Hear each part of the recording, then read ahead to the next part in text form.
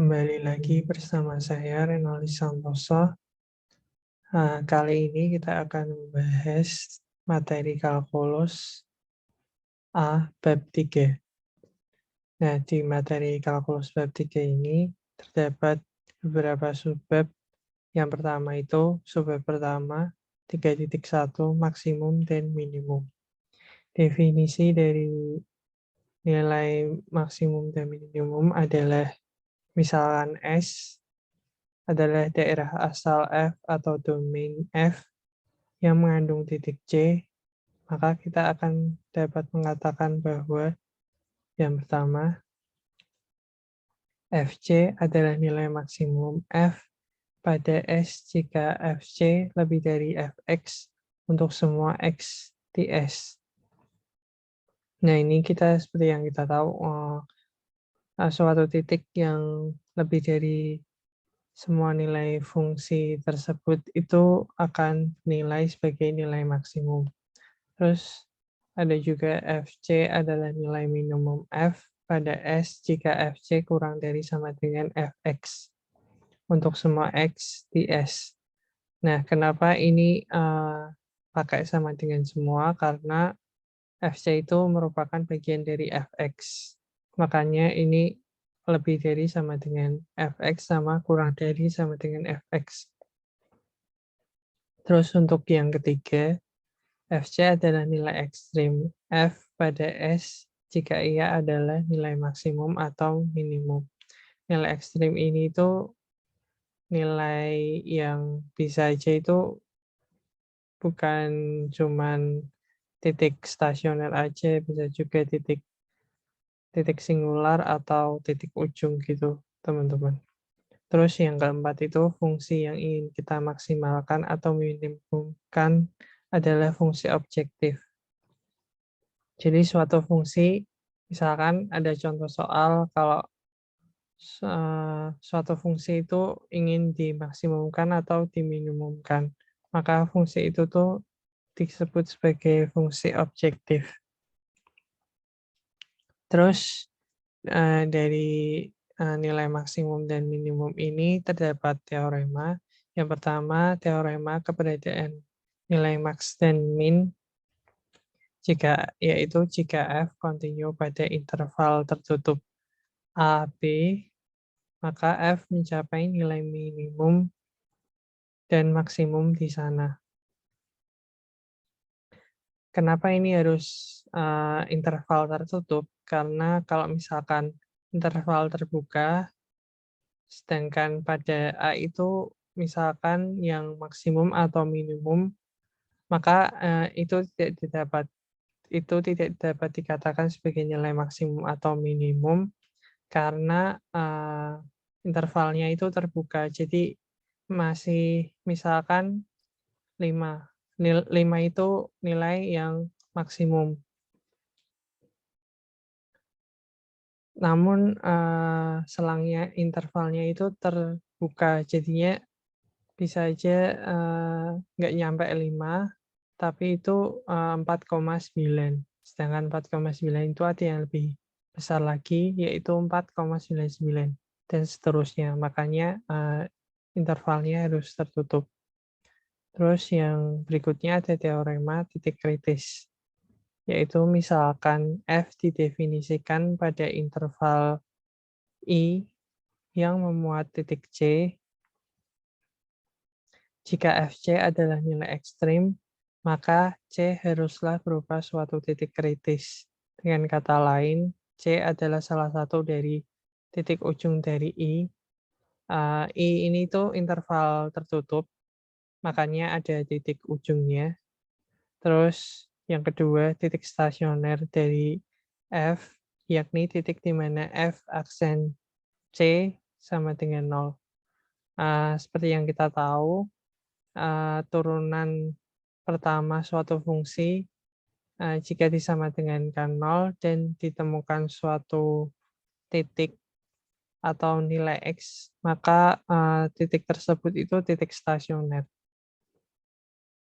Dan titik stasioner ini bisa menjadi nilai maksimum atau minimum, atau bahkan maksimum lokal atau minimum lokal. Kemudian titik singular dari F, yakni titik di mana F, C tidak ada. Maksud dari titik singular itu misalkan kayak nilai mutlak.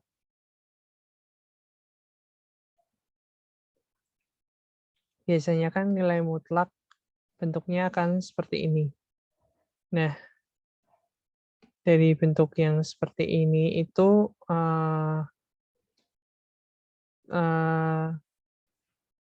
gradien dari kanan dan gradien dari kiri, titik pada puncaknya di sini itu berbeda karena makanya itu dinamakan titik singular. Jadi dia itu tidak memiliki turunan pada titik tersebut karena turunan kan dari suatu limit ya.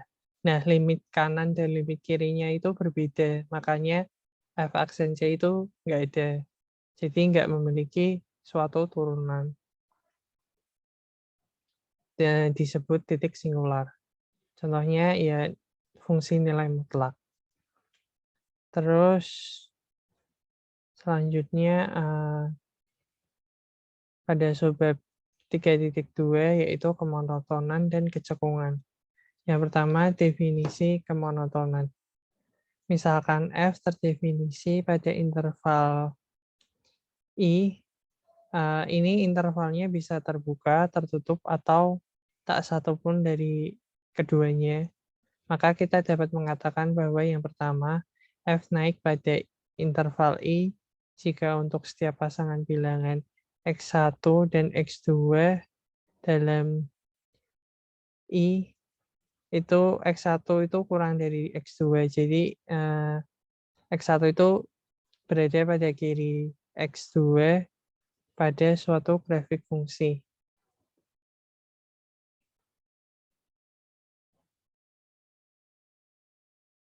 Misalkan contohnya kayak gini.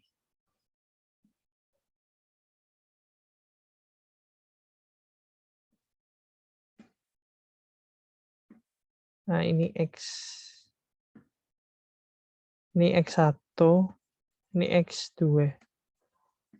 Nah, nilai Fx1 itu kurang dari Fx2. Jadi seperti ini. Misalkan di sini sama di sini. Nah, ini fungsinya akan monoton naik.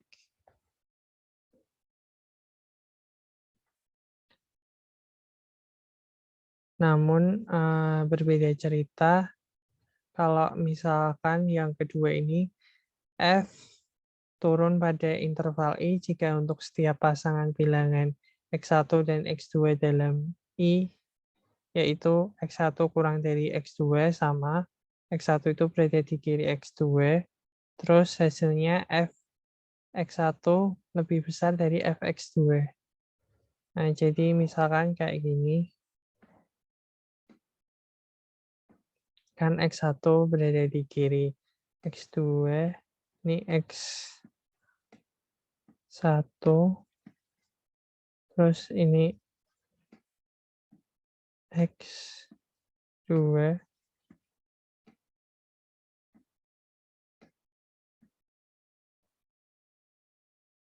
Nah, X1 itu lebih besar dari X2, Fx2 itu lebih kecil dari Fx1. Jadi akan monoton turun seperti ini grafik fungsinya. Nah, itu tuh dapat dicari. Lanjut, itu dapat dicari dengan suatu turunan. Terus yang ketiga, F monoton murni pada I1 jika F naik pada I1 atau turun pada I saja. Jadi misalkan kayak fungsi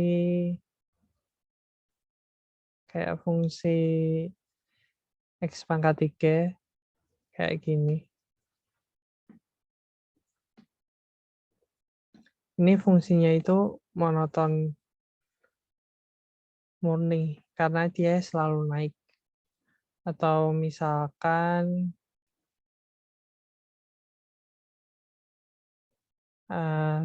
suatu garis yang lurus kayak gini atau gini. Nah, ini monoton murni naik dan ini monoton murni turun. Seperti itu contohnya. Terus selanjutnya dari kemonotonan itu kita memiliki suatu teorema yaitu misalkan F kontinu pada interval I dan terdiferensial pada setiap titik dalam dari interval I. Yang pertama, jika F aksen X atau turunan pertama Fx lebih dari 0, maka semua titik dalam I, untuk semua titik dalam I, maka F naik pada interval I. Jadi kalau misalkan nilai turunan pertamanya itu bernilai positif, maka suatu fungsi dapat dikatakan sebagai monoton naik pada interval tersebut. Terus yang kedua, jika f aksen x kurang dari 0 atau turunan pertama fx kurang dari 0 untuk semua titik dalam interval I, maka f turun pada I. Jadi kalau misalkan nilainya negatif itu, fungsinya itu monoton turun. Terus kalau bernilai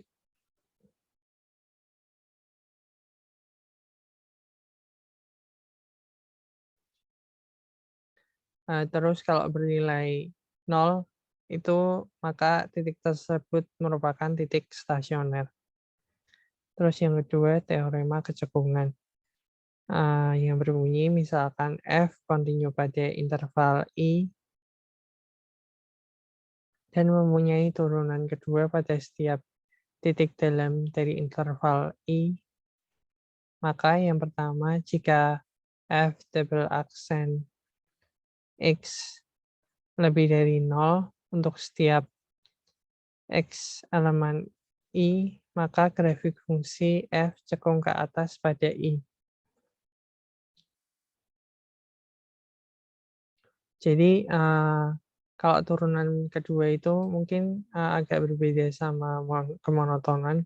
Jadi ini kan cekung ke atas dan cenderung menuju ke atas. Kalau kalau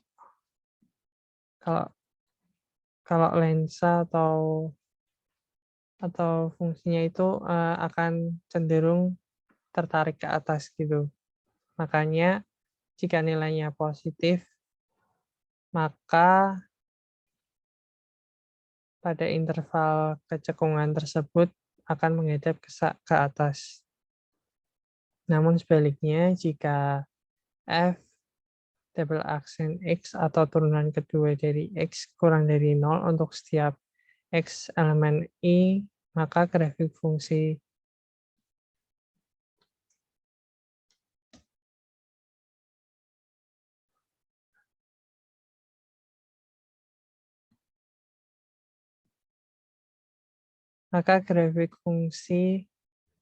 F cekung ke bawah pada interval I. Jadi ini akan cara mengingat gampangnya kalau cekung ke bawah itu akan ketarik ke sumbu X dengan arah ke bawah. Cara ingatnya gampangnya gitu teman-teman. Kalau yang cekung ke atas itu ketariknya ke atas, makanya lebih besar dari 0 atau bernilai positif. Kalau yang cekung ke bawah itu bernilai negatif karena menuju ke bawah. Seperti itu. Terus selanjutnya ekstrem lokal dan subbab 3.3 ekstrim lokal dan ekstrim pada interval terbuka. Definisinya misalkan S daerah asal F atau domain F memuat titik C, maka dapat dikatakan bahwa Fc nilai maksimum lokal pada F jika terdapat interval A, B yang memuat C demikian rupa sehingga Fc adalah nilai maksimum F pada interval terbuka A, B yang merupakan bagian dari S. Terus yang kedua, nilai Fc nilai minimum lokal F jika terdapat interval AB yang memuat titik C sedemikian rupa sehingga Fc nilai minimum dan F pada AB pada interval terbuka A, B yang merupakan bagian dari S. Terus Fc nilai ekstrim lokal F jika ia berupa nilai maksimum lokal atau nilai minimum lokal. Nah, kenapa ini pakainya rentang terbuka? Karena misalkan contoh ya, contoh fungsi, misalkan ada fungsi kayak gini.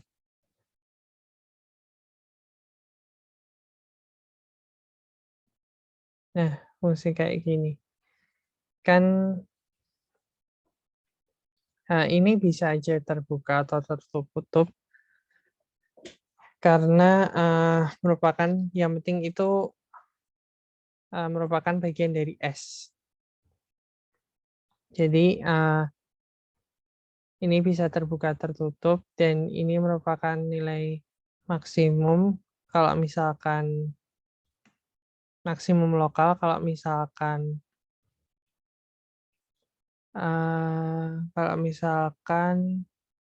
ya ini tuh nilai maksimum lokal yang dilihat dari pengujian kemonotonan suatu fungsi karena yang di kirinya itu naik terus yang di kanannya itu turun, maka ini nilai maksimum, terus ini minimum karena yang di kirinya itu turun dan yang di kanannya itu naik. Begitu juga dengan ini maksimum, terus ini minimum lokal. Dan Fc nilai ekstrim lokal F jika ia berupa nilai maksimum lokal atau nilai minimum lokal. Jadi nilai maksimum dan minimum itu bisa lebih dari satu, makanya dimasukkan ke dalam ekstrim lokal. Nilai ekstrim itu nilai maksimum atau minimum.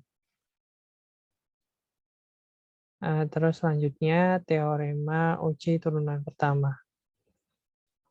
Misalkan F kontinu pada interval terbuka A, B yang memuat sebuah titik kritis C, maka dapat dikatakan bahwa jika F aksen X lebih dari 0 untuk semua X dalam A, C, dan F aksen X kurang dari 0 untuk semua X dalam interval terbuka CB, maka Fc adalah nilai maksimum lokal F lokal, maksimum lokal pada F. Terus kebalikannya yang kedua, kalau misalkan kurang dari 0,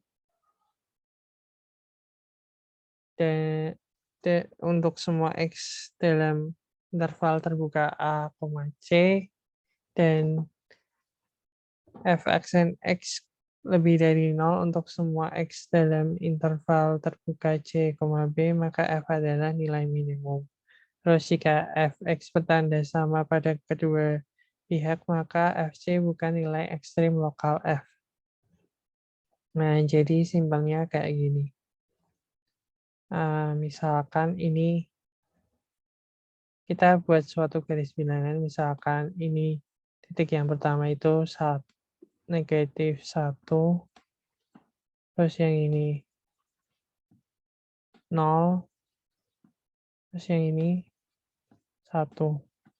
Nah, Dari turunan pertama itu kita masukkan titik yang bukan, misalkan titik yang negatif 1, 0, dan 1 itu titik stasioner. Nah, kita masukkan pada kirinya terlebih dahulu, misalkan ini lebih bernilai positif, terus ini negatif, dan ini positif, terus ini negatif.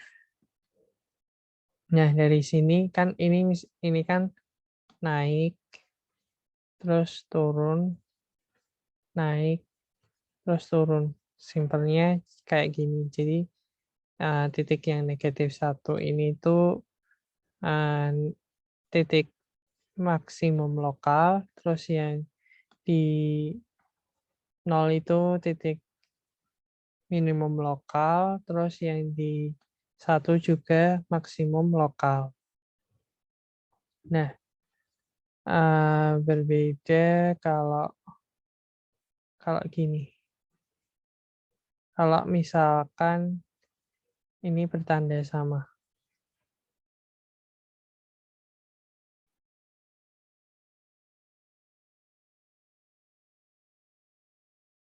Misalkan ini negatif, terus ini positif.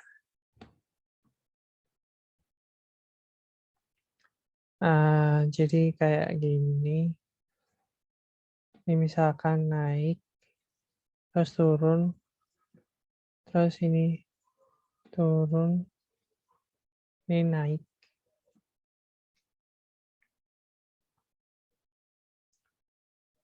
Nah, biasanya kalau kayak gini itu, ini biasanya sampai ke tangga gitu, teman-teman. Jadi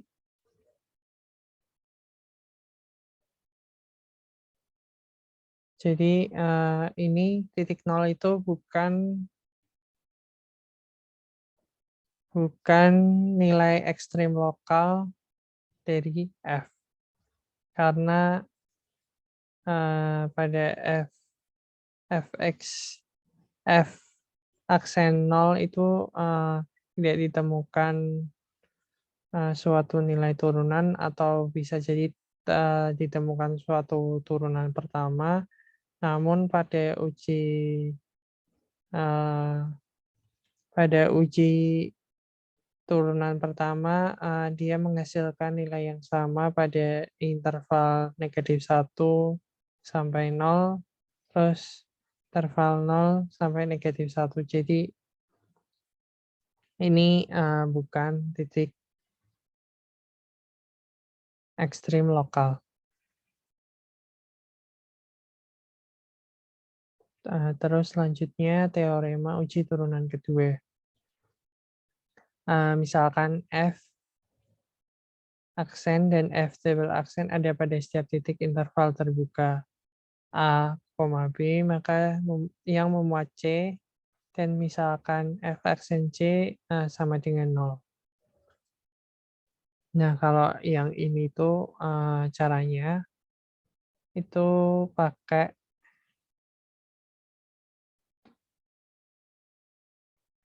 uji, misalkan ini nyari turunan pertama yang hasilnya 0 itu 2 dan 5.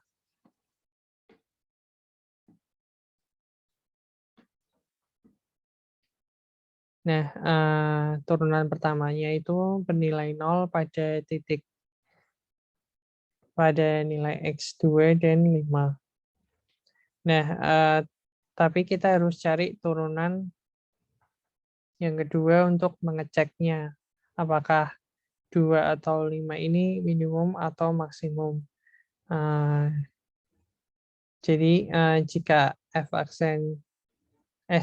tabel aksen C kurang dari 0, maka FC adalah nilai maksimum lokal. Nah, nilai turunan yang kedua ini kurang dari 0 berarti bernilai negatif. Berarti ini akan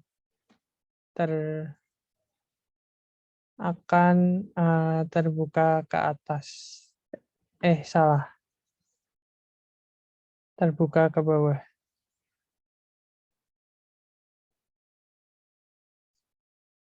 terbuka ke bawah, akan terbuka ke bawah karena ini nilainya kan kurang dari, berarti kan akan menuju ke bawah. Cara mengingatnya gitu, kalau aku akan menuju ke bawah,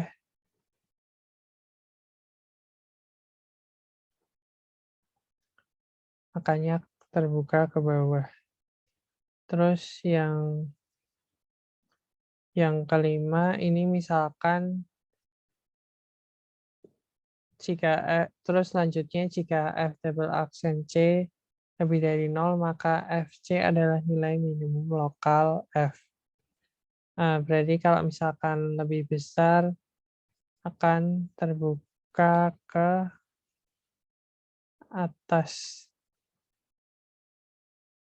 karena ngadepnya ke atas, jadi arah panahnya ke atas. Cara ngingetnya gitu. Terus dari sini kalau menurutku lumayan ribet karena harus nyari turunan kedua. Kalau dari aku sarannya pakai uji turunan pertama yang ngecek kanan kirinya itu positif negatif atau enggak biar lebih cepat. Karena beberapa fungsi itu bisa aja fungsinya rumit banget. Jadi kayak kalau nyari turunan kedua itu bikin lama dan membuang waktu kalau misalkan ujian. Nah, selanjutnya pemodelan matematika, masalah maksimum dan minimum. Ini pengaplikasian pada suatu masalah praktis. Jadi berdasarkan teori yang dikembangkan dalam 3 subbab pertama pada bab 3 tadi, kami menyarankan metode langkah agar dapat diterapkan pada banyak optimisasi praktis. Yang pertama itu buat gambar. Kalau misalkan bisa dibuat gambar. Kalau misalkan nggak bisa, ya tulis fungsinya aja. Tapi kalian buat alur skema pengerjaannya biar lebih mudah. Terus dari gambar tersebut beri variabel-variabel yang sesuai. Misalkan nyari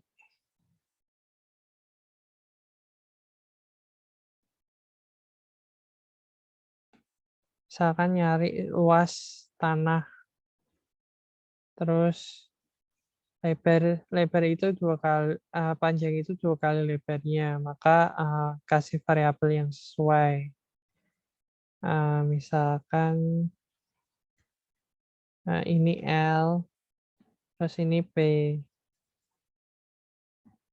dan L sama dengan 2L sama dengan P. Misalkan soalnya kayak gitu. Terus tuliskan rumus fungsi tujuan yang harus dimaksimalkan atau diminimumkan dalam bentuk variabel dan langkah 1. Nah, karena ini kita udah tentuin variabel, terus ini sama, jadi kita ganti aja misalkan 2L gitu.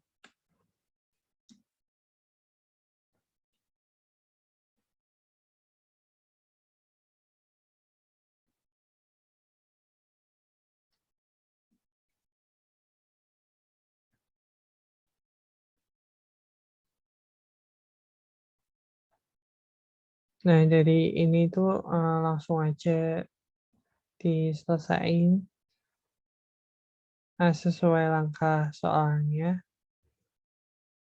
Nah, itu aja sarannya. Terus gunakan kondisi-kondisi masalah. Yang ketiga, gunakan kondisi masalah untuk menghilangkan semua variabel kecuali satu dari variabel yang di atas tadi. Misalkan yang P itu sama dengan 2L.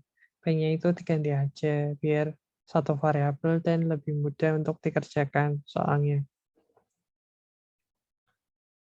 Terus nyatakan fungsi tersebut sebagai fungsi dan variabel tunggal. Maksud tunggal itu ya misalkan L aja, atau misalkan jangan pakai L, pakai setengah P untuk lebarnya juga bisa. Terus carilah titik kritis. Nah, titik kritis ini bisa nyarinya pakai titik ujung stasioner atau singular. Titik stasioner itu yang tadi uji turunan pertama atau uji turunan kedua juga boleh. Kalau titik singular itu yang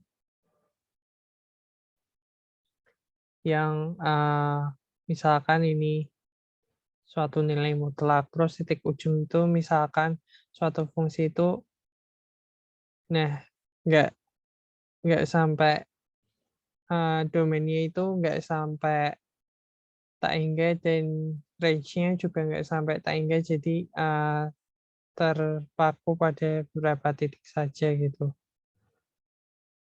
Itu bisa aja pakai titik ujung. Misalkan contohnya mungkin yang memiliki titik ujung itu akar X. Akar X kan nggak boleh 0. Jadi domainnya itu selalu positif dan range-nya itu dari 0 menuju tak hingga. Nah, ini ada titik ujung. Nah, ini nilai minimum. Kalau misalkan kalian bingung contohnya itu kayak apa gitu. Terus dari situ substitusikan nilai-nilai kritis ke dalam fungsi tujuan atau gunakan teori dari subbab 3.3 untuk menentukan maksimum atau minimum. Nah, tadi maksimum dan minimumnya kan udah ketemu. Kalau misalkan ketemu banyak titik kritis, maka masukkan satu-satu atau uji satu-satu pada nilai fx tersebut, pada nilai fx.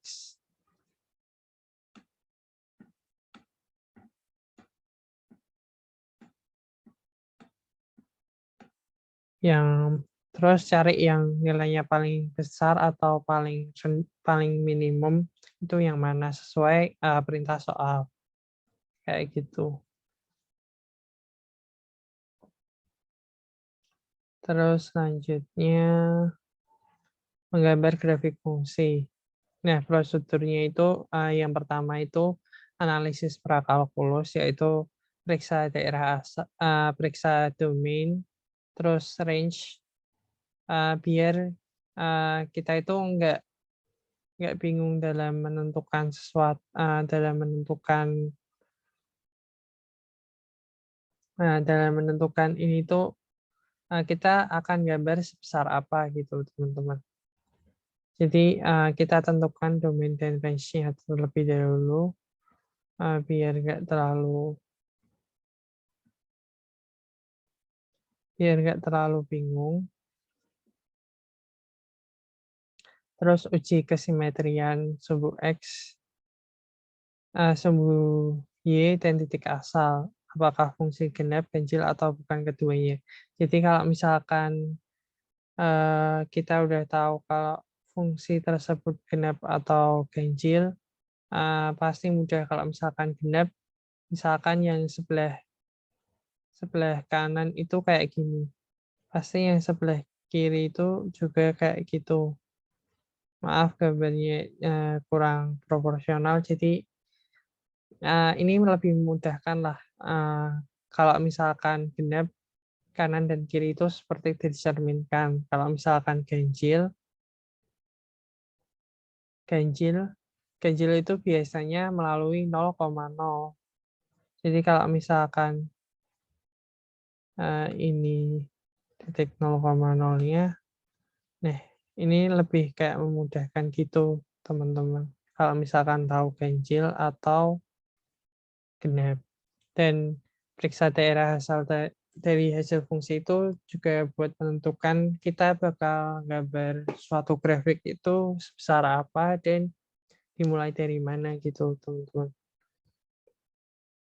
Terus selanjutnya cari perpotongan dengan sumbu-sumbu koordinat. Biasanya, nah ini tuh kayak sebagai patokan gitu. Misalkan Y sama dengan X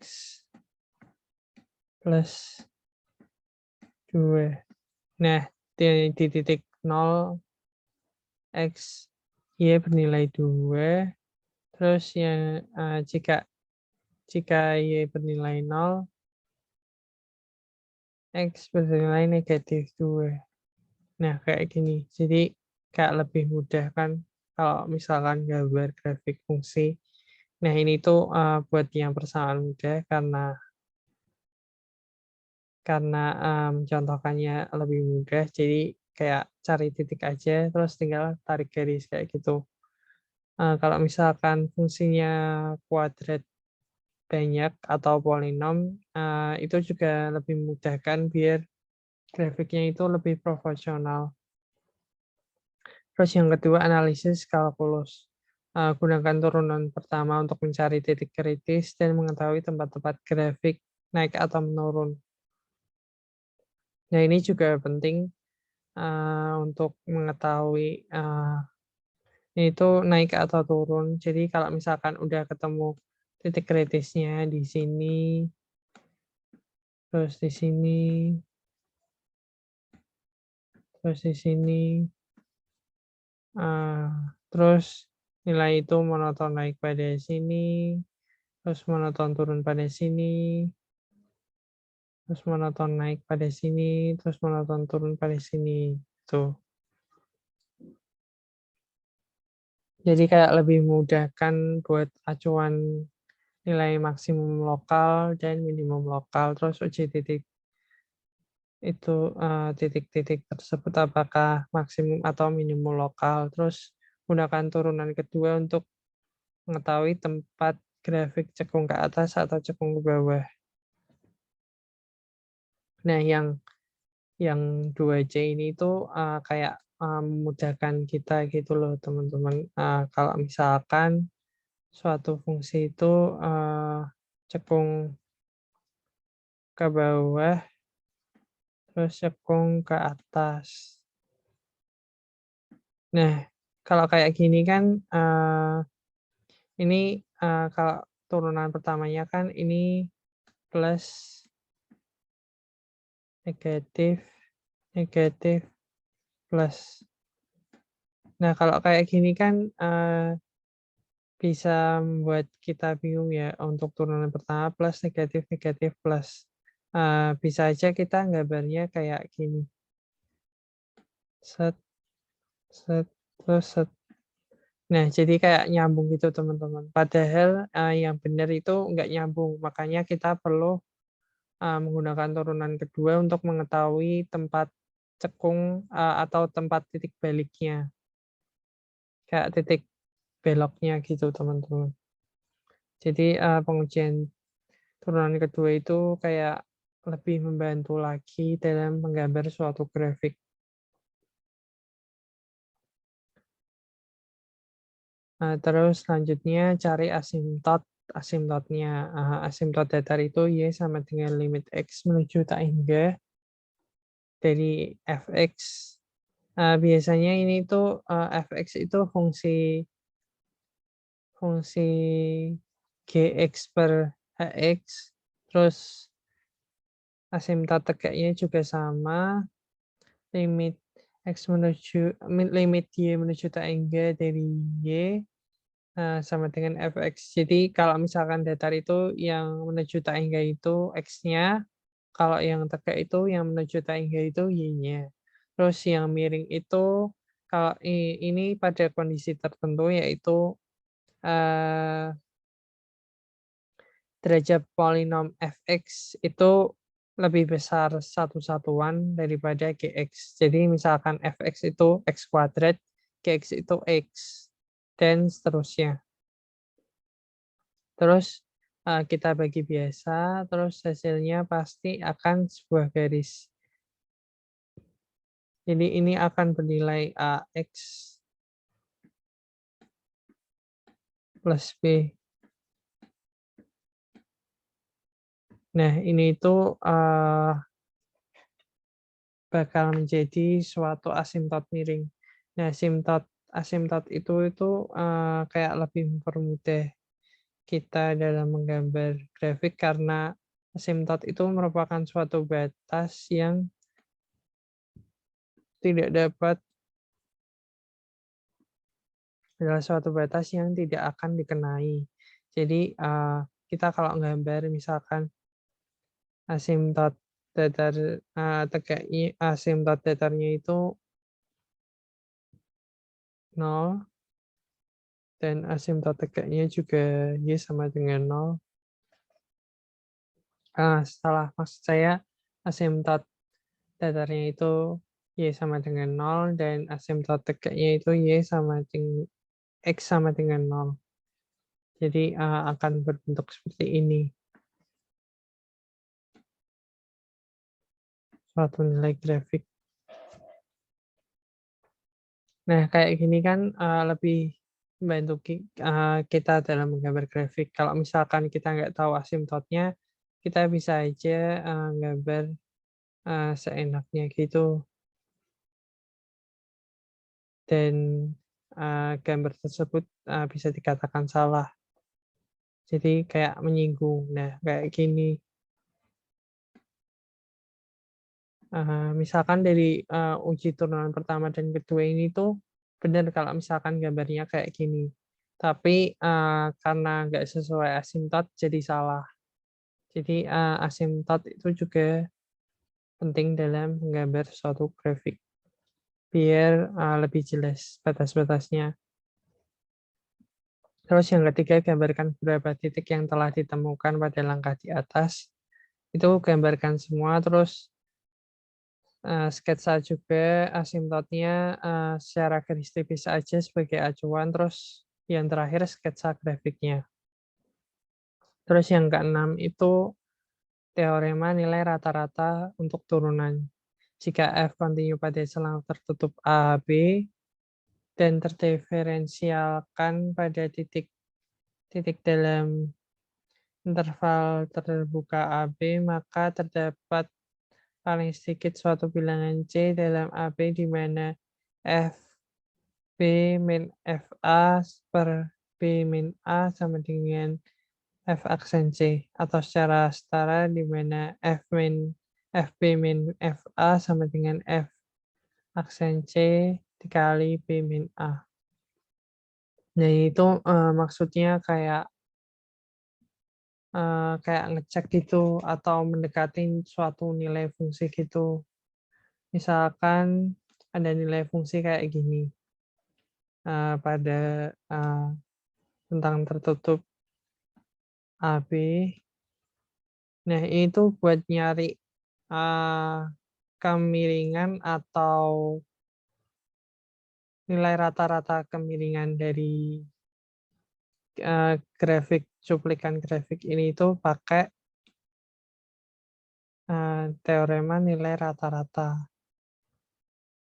Jadi bakal memiliki rata-rata gradien itu pada tentang segini itu kayak misalkan contoh suatu kecepatan gitu teman-teman. Atau langkah praktisnya bisa lihat di contoh soal nanti. Dan ini tuh kayak nilai rata-rata kayak misalkan suatu orang itu mengendarai sepeda motor dari kecepatan 0 sampai 183 km, tapi dia nggak pernah menyentuh 60 km per jam. Nah, itu tuh kayak salah gitu. Kayak dia itu bisa aja membohongi gitu. Karena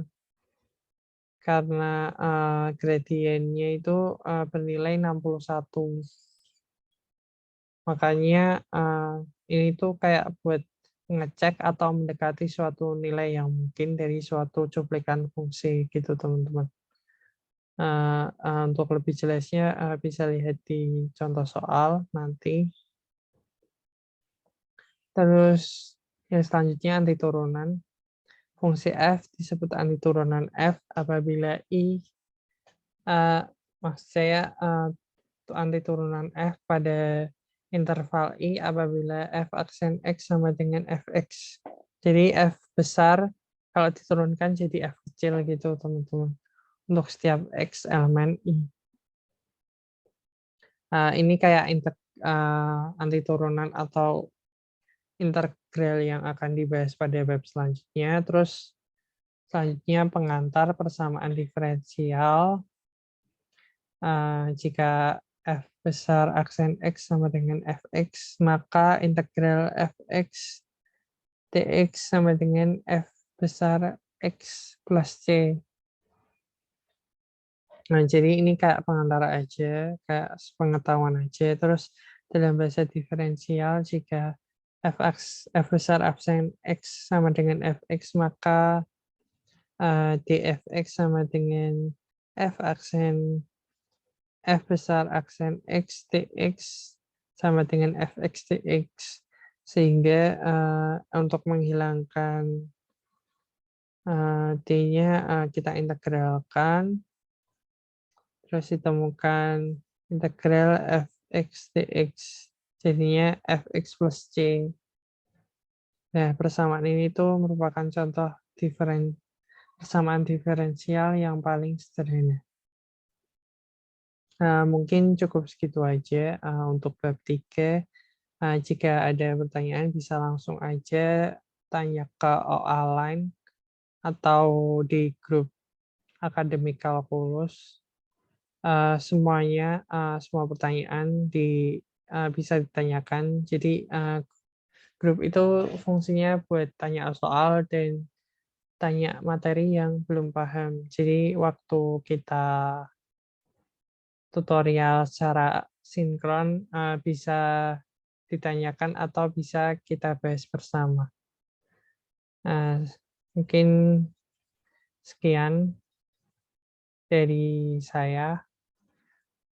Terima kasih sudah menonton. Assalamualaikum warahmatullahi wabarakatuh.